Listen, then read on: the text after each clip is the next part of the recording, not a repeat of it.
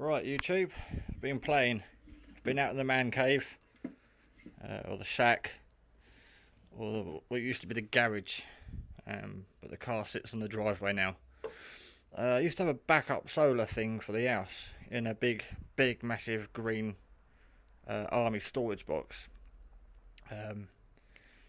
But I'm going away camping next week for 4 days in a tent. Just got a 3 room, 6 berth tent.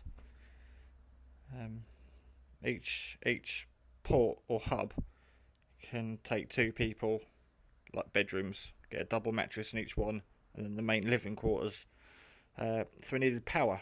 We booked into a site with no electric hookup, and truthfully, the storage container.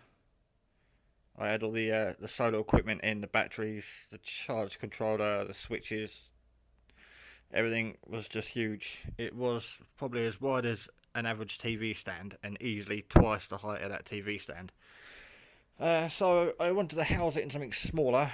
I looked at the briefcase. I couldn't get all the switches in there. It wouldn't be nice and cool. It'd be bad vented. It literally only need power to run a small amount of lights, to charge phones, laptop, DS's. For the kids, 2 children go in. Not really any need for the laptop, but they've never been in a tent before, so taking a DVD at the laptop just so they can watch DVDs, if they can't settle in the evening. So I thought it'd be funky to reuse this wooden thing that was sitting in the garage doing nothing. It was going to get chucked out before moved, but I decided to keep it because you never know when you need something, or you might want to use it again. Right, so I'll turn it around and show you what I've done. I've put my control panel on the side of it. The drawers are still functional. The cables are exterior. I'm just going to get some small cable ties and pinch them all together.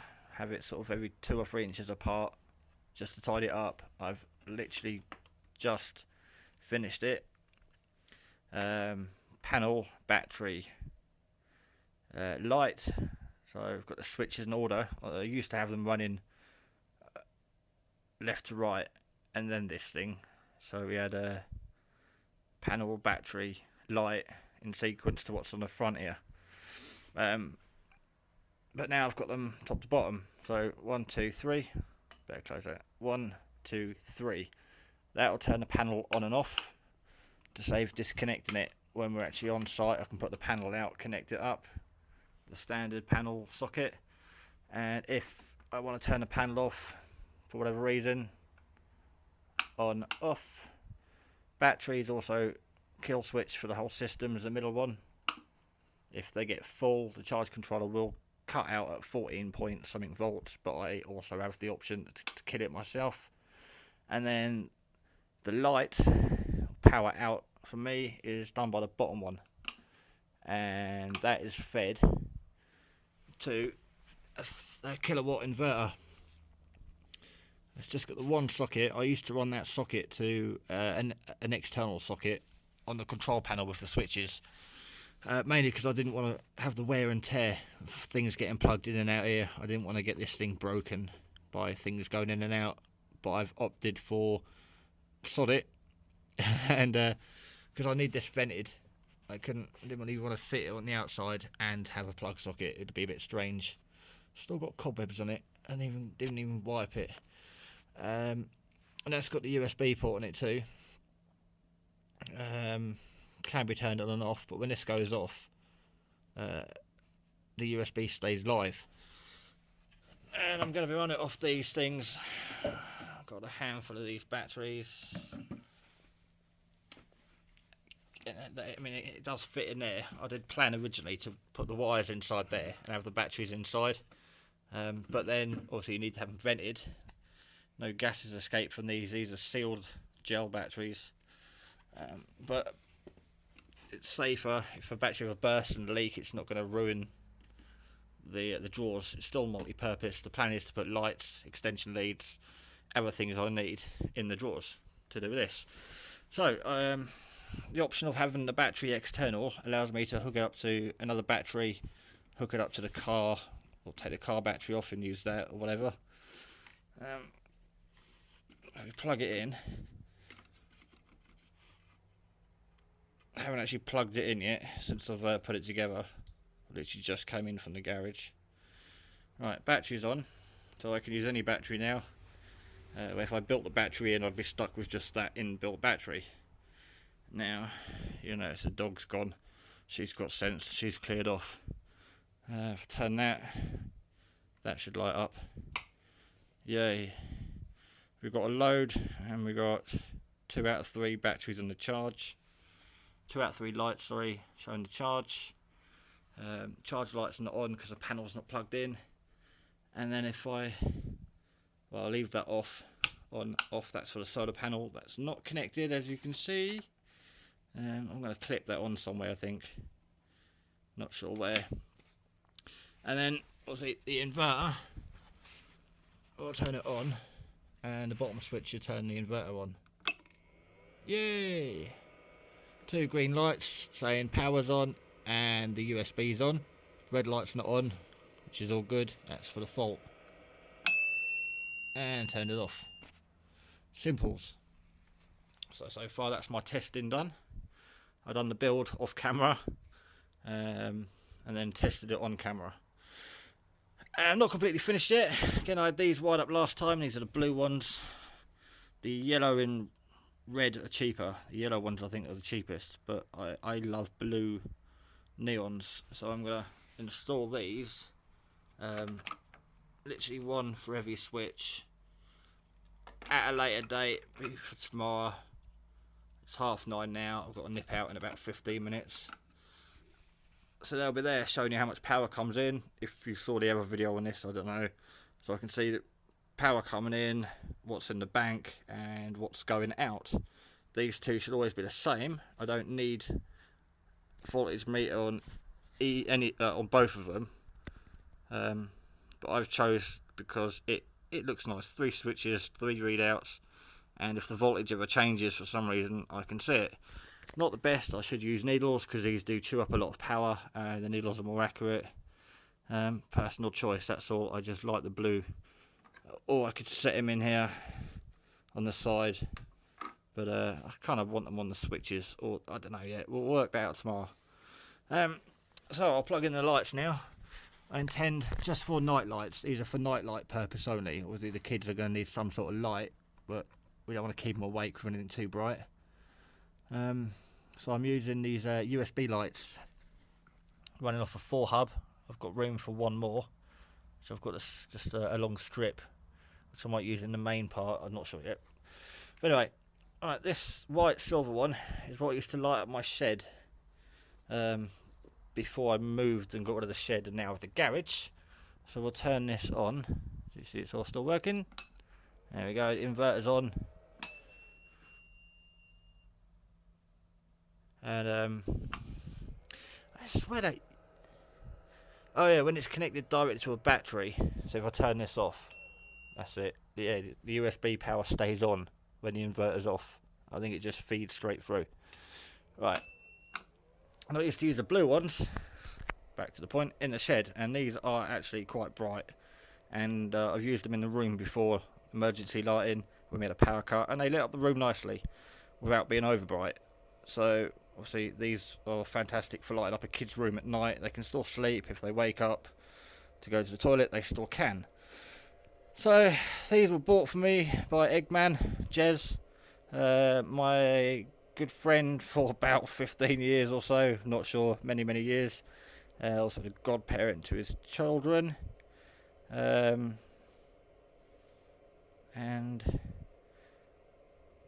best man for his wedding, I think. Yeah, because I organised a stag do. Forgot about that. Yeah, he bought me these. Some other stuff for Christmas once. Didn't know what to get me, so he got me a few little things. And I've always tried to use these when possible because I freaking love them. They had plastic stars in them, but a couple came off, so I just pulled the rest off. And anyway, in the pound shop a couple of days ago, I come across these ones, white with little plastic stars on. These are glued to the light bulbs and don't come off. The other ones were optional. I could take them off, where some just didn't stay on, so they all came off. These are staying on because these will be the ones in the kids' room in the tent, and they're attached to the bulb. But for now, just sort of recycling the crap that I've got with that build, and yeah, thought these would be a great way. USB lights don't take power. So my phone freaked out there, so I can actually leave the inverter off and not have that burning up through the night, because you shouldn't leave that one permanently. Yeah, I can leave that on for the night, and they literally use, someone's going to tell me now, 5.7 volts. Can't remember what USB is now. Something small. And I used to leave these on all night, all day, in the shed, and they never used a large amount of power, so these will just be on for the night. As you can see, I've got 2 rows of these. The plan is, I've got USB extension leads, so I'm going to hang one up in the kids' room, one up in the other kids' room, and that one probably in the main part, or have that in our room, so not too sure yet, but we've got plenty of light. So that's it basically. You can still use shelves at the drawers. Solar panels here, I can plug that straight in and feed that out for the tent. It is only a 10-watt panel, but I think it actually kicks out 8 point something watts. They're never true to the box. I think it says on the back 10 watt, yeah, but it is actually 8 point something when tested. Kicks out maximum of 20 volts, won't kick any more. 21.8 volts come out the most, so that's fine for a 12-volt system. And then I made up a little 45-degree angle stand for it, just to put outside the tent, like so. And when the sun sets, I can stand it up, and it catches the sun rays down. So that'll do for the tent. Also still work functional for backup power for the house and anything bug out sort of preferences really. It is portable, I can still chuck it in the boot of the car. So that's it, just haven't got the voltmeters on. Right, I'm going to go because my phone keeps shutting off because the batteries are flat. I'm just sharing with you projects and ideas to keep you busy. And of course that stood up in the tent on the side, no one's going to see it. They're just going to think we've took a small chest of drawers with us for some strange reason. And again, all these lights can go in the drawers with the battery and all the other cables that I may or may not use. Oh, torches, candles, and so on. And it'll look quite cool. And also, prepping side of things, if we do have a power cut, I can have this in the house, and it won't stand out like the big green army box did. Right, this is Wow Sly signing out because I waffle on too much. Hope you enjoyed my video. I should plug something in there to prove that it does work, but I've plugged in everything before. It's only a kilowatt, but it does fridge freezers, TVs, consoles, everything I need it to. And now it's still portable, and from the other side it just looks like a bit of furniture. Bit hard to see, but all lit up. Room's bright enough. Can't see it on the phone, but plenty of light from these things. Okay, there are 12-volt lights in the system, like caravan lighting and so on. But I'm going to try out. It's all about trying out and see what works for you. These are multi-purpose. I've got pocket-sized rechargeable USB things for charging devices out on the go. These run off that as well. I can literally put a load of these in these pocket things, pocket rechargers things in a pocket, and then I've got light wherever I go. About that big. There's one. There we go. I've got these things. These are cool. I've got no light on my phone. Plug it in. There we go. Aldi, Lidl, whatever. 7, 5, 8 quid. Pretty cool.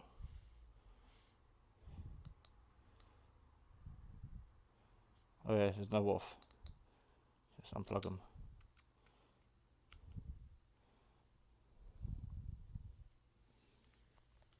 Or unplug it from the inverter. There, that's plugged in there. And I've got all them, and all them, and all them running from that tiny little thing. I was after a solar one. I've had a few solar ones over the years when I used to commute on the train. But this was just in the shop one day, so I had it self-charging. Just plug it into USB. Charge it off the inverter. Charge it off your laptop. Plug it into your phone socket. So I've got converters to go to 240. And you can run a load of lights off it. Not just charge your phone. Right, 1:45. I've got to go. Catch you in a bit.